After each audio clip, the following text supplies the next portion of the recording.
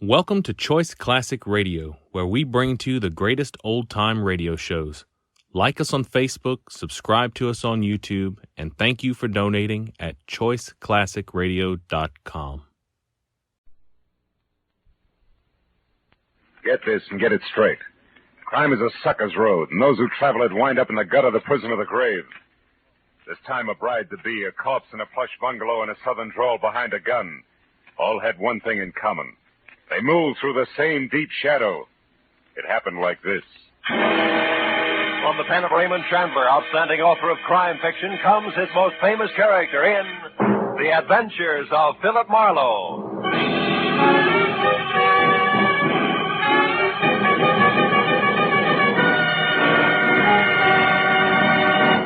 Now, with Gerald Moore starred as Philip Marlowe, we bring you tonight's exciting story, The Deep Shadow.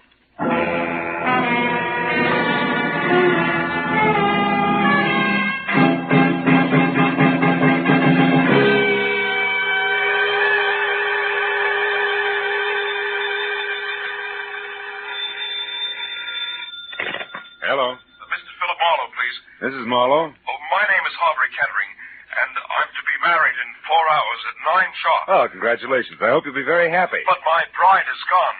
Disappeared. I need your help. Now, look, if you've been left waiting at the altar, I can't... But no, it's nothing like that. She's in trouble, Mr. Marlowe, I'm sure. Oh? Shirley loves me. Now, I'll pay anything you say, 200, 300, anything. Only get out here fast, please. Oh, wait a minute. Where is here? 3840 Sunswept Drive. It's in Studio City, just across the hills from Hollywood. 3840. Take Laurel Canyon. Well, now, look, Mr. Kettering, Please, Mr. Marlowe, please. Okay. All right, Mr. Kettering, I'll see you.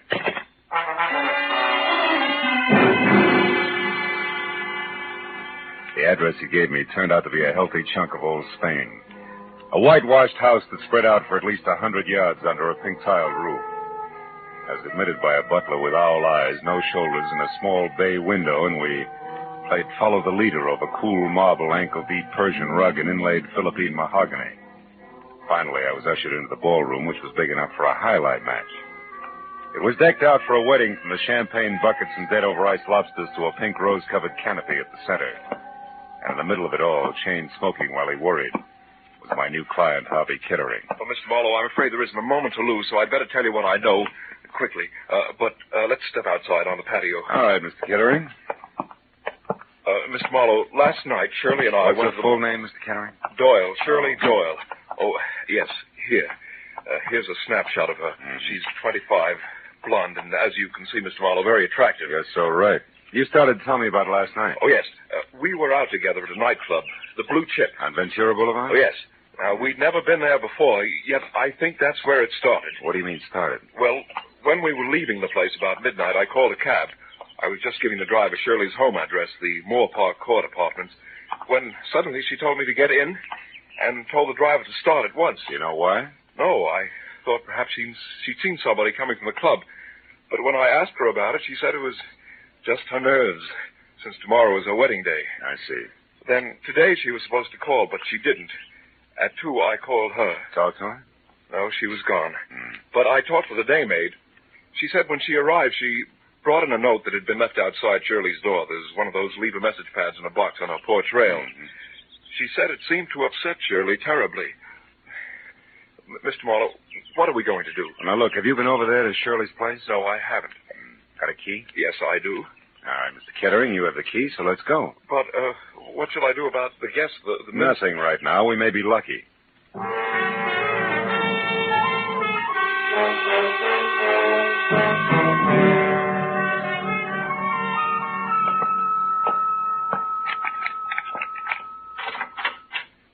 There are only 3 rooms, Mr. Marlowe.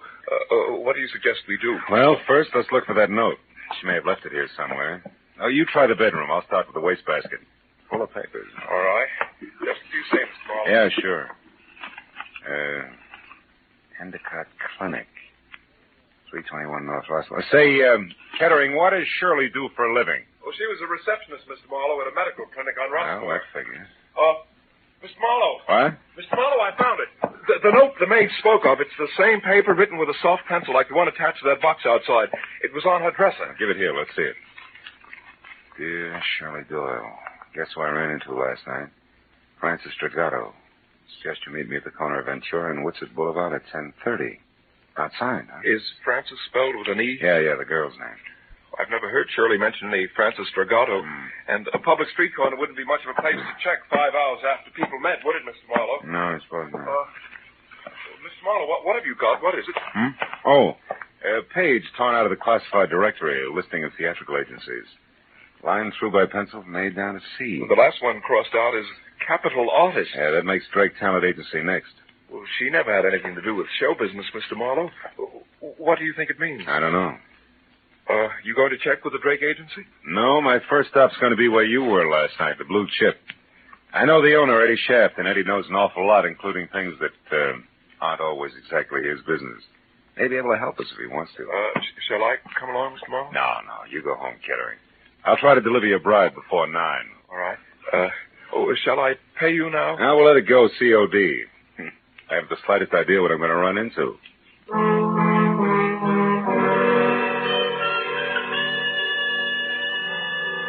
The snapshot of Shirley Doyle my client had given me reminded me of the kid you went to school with. You know, she had the kind of well-scrubbed look you knew was quick to smile, but I knew that she could be in a lot of trouble if she was tied in at all with the dapper Eddie Shaft.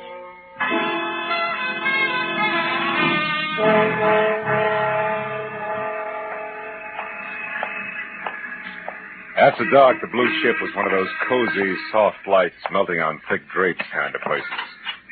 Made you forget all about the stiff prices for limp food. But now, at a little better than 5 in the afternoon, under wide-eyed, unblinking work lights, it had all the cushion come hither of a union hall. In one corner, a skinny musician with a golf ball complexion was working over a clarinet, while in the middle of a dance floor with no more diameter than the hole in a candied lifesaver, a girl was sitting on a piano stool. She was smoking and looking straight ahead at nothing. Her red shingled hair, promise of a nose, and plunged neckline tagged her as the singer on the posters outside. One Miss Corky, Netherlands. The place is closed, soldier. Glad you told me. Never would have known. Never mind the routine, soldier. Just come to the point. What do you want? Just a few words with the boss. Eddie around? No. No, he's not. No. How about his bungalow in Coldwater Canyon? You mean it hasn't hit the papers yet? What's the connection between Eddie and the headline? Soldier, Eddie was stabbed to death sometime this morning. You've got to be kidding. Sometime between 9 and 11, the cops say. Well, so long. Hey, wait a minute, Corky. You have any idea who did it? No. Except that maybe it was a dame. Any description on it? The law isn't gabby about things, soldier, believe me.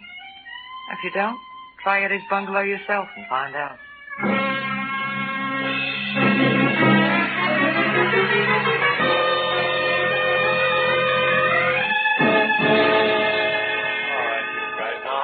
Will you? Oh, yeah, and Mooney, don't forget to have that fingerprint crew go over his other car on that back porch rail. Okay, Lieutenant.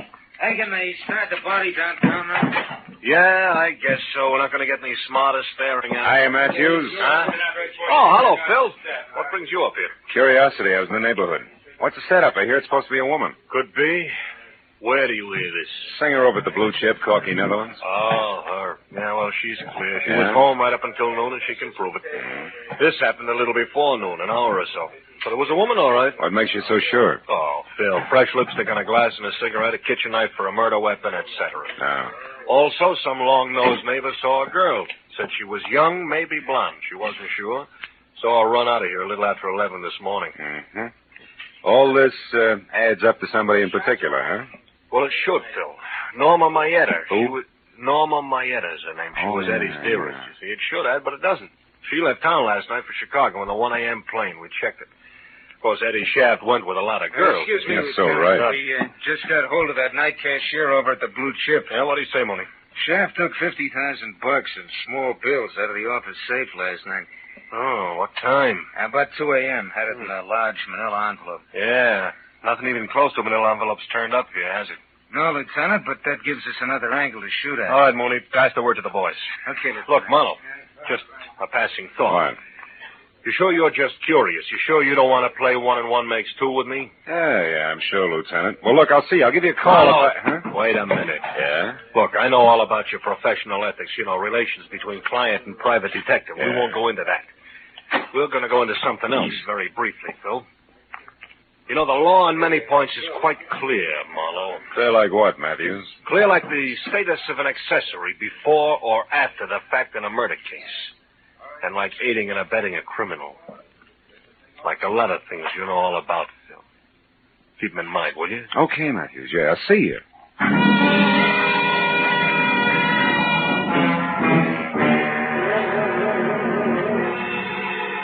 Since the lieutenant hadn't mentioned Francis Regato, I didn't see why I should. All of which made it a good time for me to cross my fingers and check the name which had been on deck on the list in Shirley's apartment.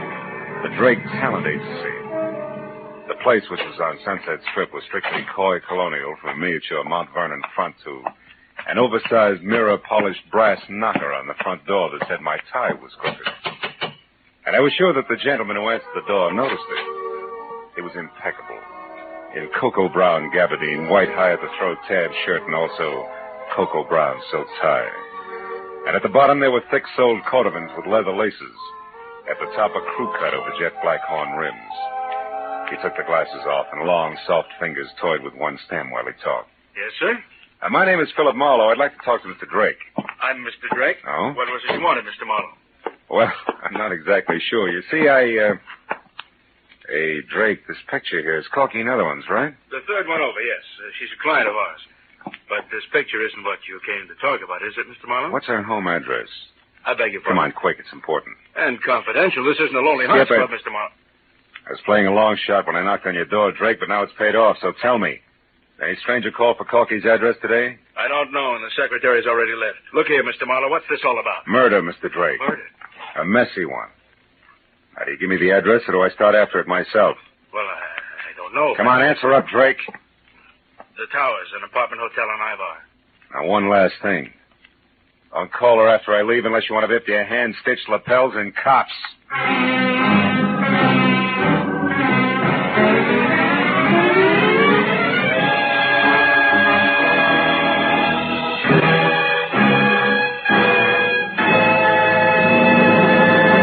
In just a moment, the second act of Philip Marlowe. But first, you might think that after several years with Gracie Ellen, George Burns had seen everything, done everything, been everything.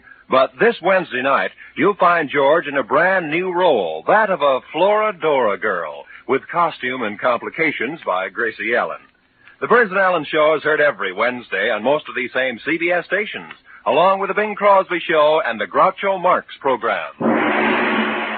Now, with our star, Gerald Moore, we return to the second act of Philip Marlowe and tonight's story, The Deep Shadow.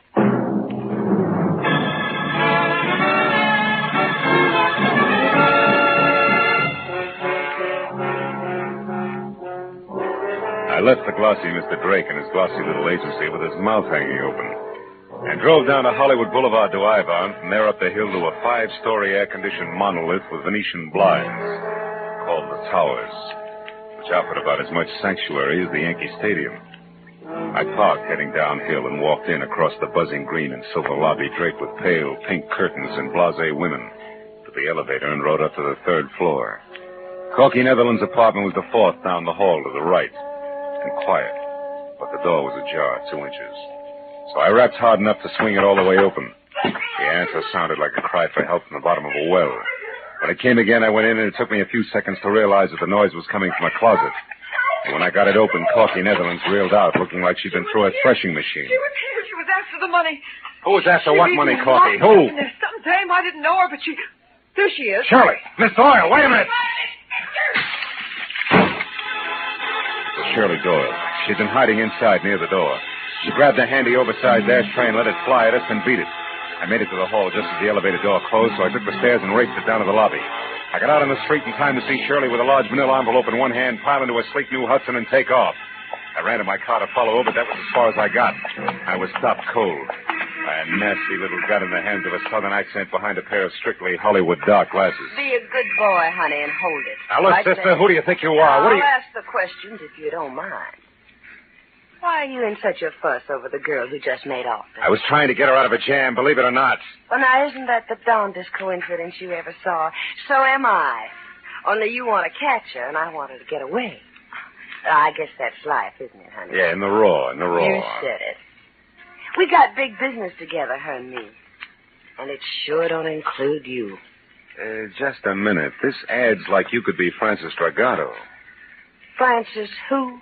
Dragato. Me? Yeah. Oh, that name's much too fancy for the likes of me, honey. I reckon we can break it up now.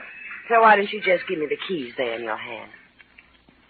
My keys? Come on, give. Yeah, well... That's a good boy. Now, don't try anything silly.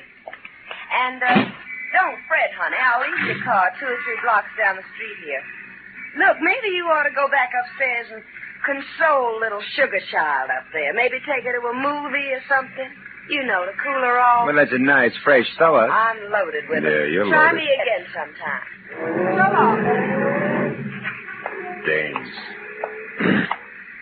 Someday I'm going to get a case where there's no dames connected. Either directly or indirectly. Parking my car 3 blocks away, that's fine. Just fine. Hey, going up.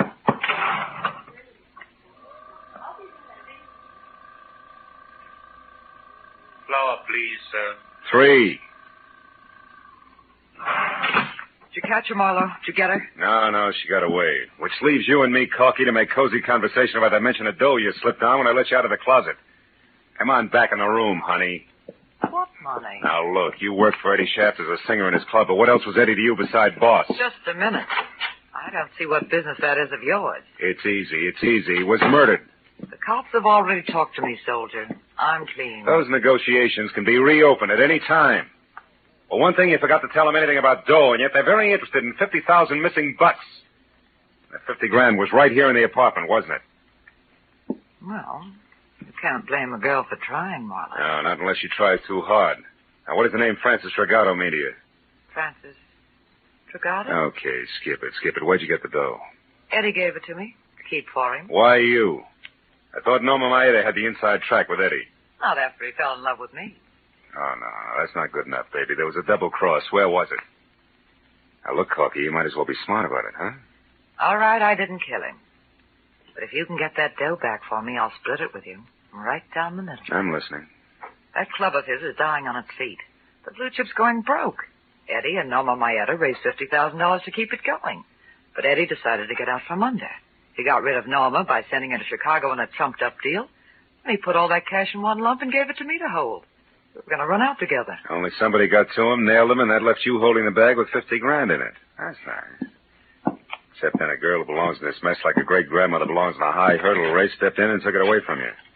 With the help of a southern accent and dark glasses. Who are you calling? Friend of mine at Homicide. Why, you... Sit down and shut up.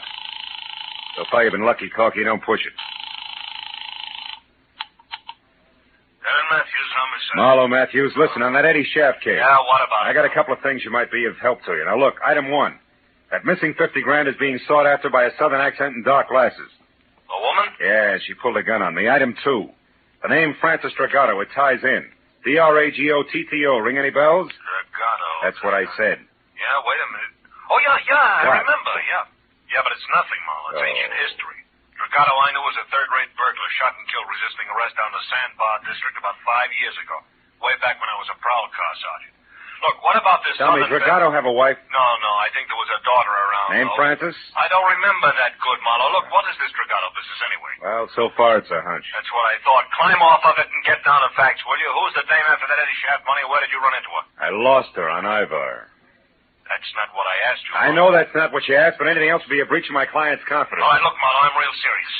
I'm going to give you just 1 hour to notify your client and get down here and spill.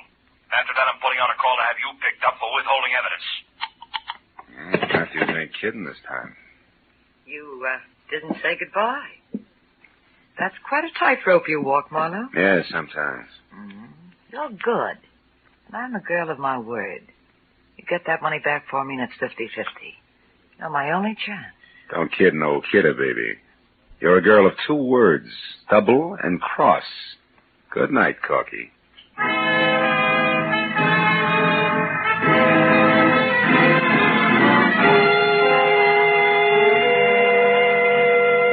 And I found my car all right, a half a block from Sunset Boulevard. It took 20 minutes to get from there to the Sandbar district. It was downhill all the way. It was a neighborhood squeezed and cramped in by a solid wall of massive factories, and as festive as the bottom of a bent garbage can. At the corner of River Street and 3rd, I found the house. 3 sagging, rotten stories of tenement that squatted in the eternal shadow of a huge gas tank like a sick, dirty old man. The proud, gleaming giant of City Hall was only 7 blocks away. Might just as well have been 70 miles. I went up to the door and knocked, and finally it inched open, just far enough for a face the color of dishwater to peek out. She hissed at me for a minute through the gap where her front teeth should have been, and then told me she was Ma Hargis, the manager, motioned me inside. The living room looked like something swept out the back door of a down-at-the-heel museum. So, you want to know about the Dragotas, huh? Yeah, they lived here, didn't they? Maybe, maybe not. Cops got the old man about 5 years ago? Possible. What became of his daughter? Where's Francis Dragato? Why? What are you being so cagey about, Ma? Because the bird that asks questions has got an angle, always. The one who knows the answers has got a price, huh? Always. Okay, how far will a couple of bucks go? From here to the door. $2 won't even buy a buzz on beer these days. All right, we'll make it 5. Here. Oh, that's better. Well, Dirk Dragoto and his kid Francis had the 2nd floor here for 15 years. His wife died of TB first year they was here. Oh, she was a smart one, that Francis. Had a hit on her.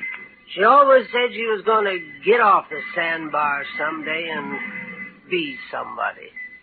Oh, I told her she'd never make it. It's too far, mister. Kids down here get dirty. And it's the kind of dirt you can't wipe off. It gets inside of mine, no. Yeah. Tell me, what happened to her? I don't know. When her old man got it, she left and I never seen her again, not to this day. Probably left town and wound up working the gin mills in some other place. Is that the $5 worth? Huh? Well, you bought sight unseen, Sonny. Tell me, you got a picture of her? Yeah. As a matter of fact, I have. Good. She was 17 at the time. It's kind of fuzzy, but you can see. Hey, wait a minute, Ma. Huh? Are you sure this is Francis Dragato? Say, she lived in this dump for 15 years. I'm sure I know. She looks like somebody else. Girl who was supposed to get married tonight. I got another picture of Francis here someplace. Wait a minute now, a better one. Let me see now. Yeah, here it is. This was took down on Olivera Street, one of them stands. Oh, that's her best friend there with her, Norma Maeta. Norma Maeta? Norma was a tough little egg. Folks drank all the time and let Norma run wild. Oh, fine. Francis Dragato and Norma Maeta, friends. Now say, them two was quite a team. No bet. I always wanted to do something for them girls, but what can you ever do in a hole like this for anybody? You've just done it, Ma. Here's 5 more. Buy yourself another light bulb. Throw a party with the change. So long.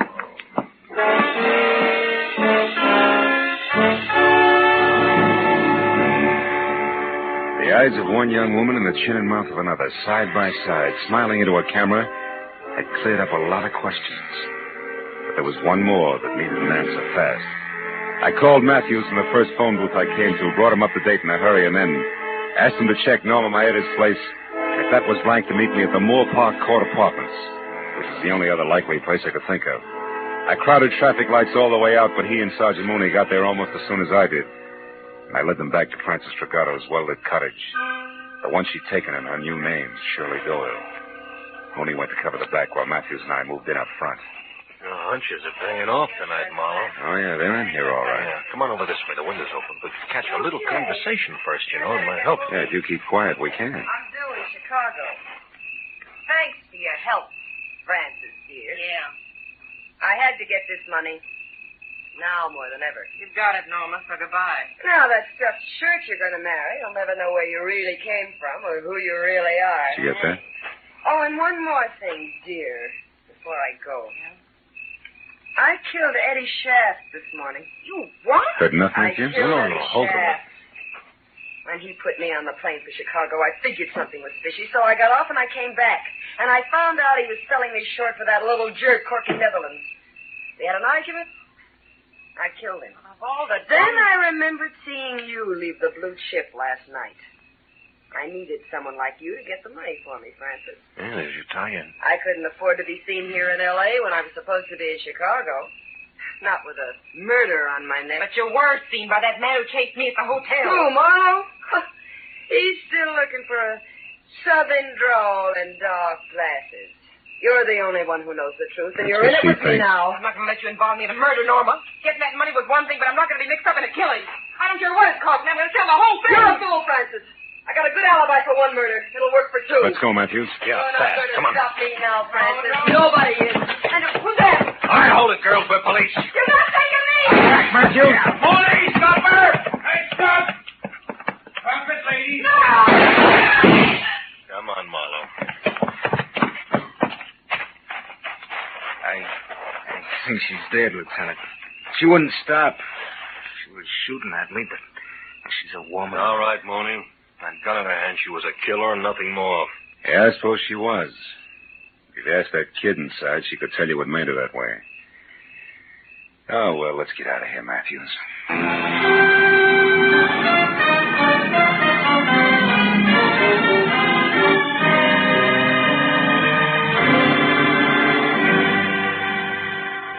I can't thank you enough, Mr. Marlowe, for bringing Shirley, that is Francis, back to me safely. Oh, believe me, Mr. Kettering, it was a real pleasure. And you, Lieutenant Matthews, for your cooperation on withholding the publicity aspects of this horrible No, thing. no, it's okay, Mr. Kettering. Glad to help out. We're going to be married, you know, right away. Shirley told me the story and wanted to postpone the wedding, but I wouldn't hear of it. Good. After all, I'm not marrying her for the past. I'm marrying her for the future. Yeah. Best wishes, Mr. Kettering. Yeah. Maybe tomorrow when Shirley's calmed down. Give her my congratulations, will you?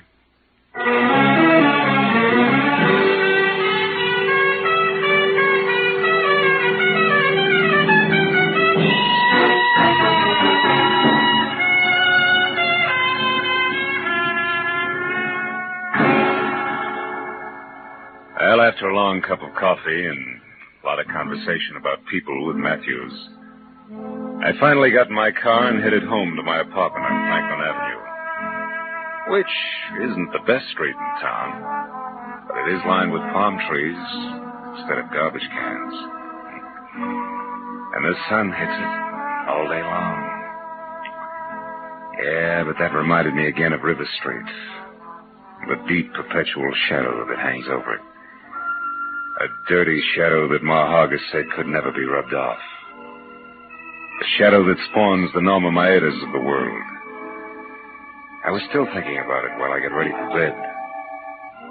I knew Ma wasn't 100% right. I'd seen the exception of the rule.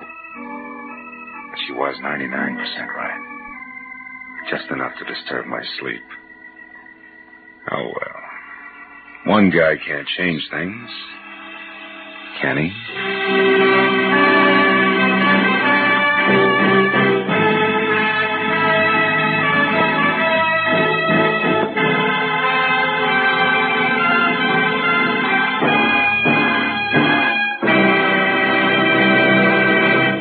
The Adventures of Philip Marlowe, bringing you Raymond Chandler's most famous character, star Gerald Moore, are produced and directed by Norman MacDonald and are written for radio by Robert Mitchell and Gene Levitt.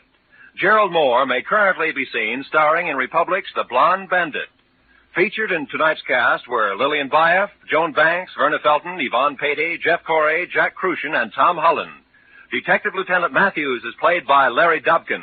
The special music is composed and conducted by Richard Arant.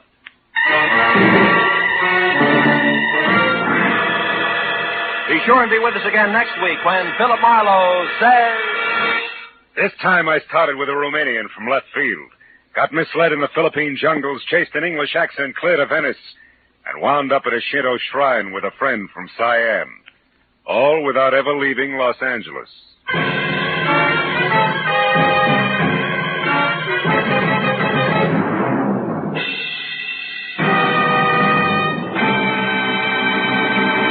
Dr. Dr. Christian, the kindly physician of River's End, has a most unusual case placed in his hands this Wednesday night on CBS. His patient, a 16-year-old girl who's in love with an older man, and the man, Dr. Christian himself. CBS cordially invites you to hear this Dr. Christian story, The Rainbow Trail, on most of these same CBS stations this Wednesday night. This is Roy Rowan speaking.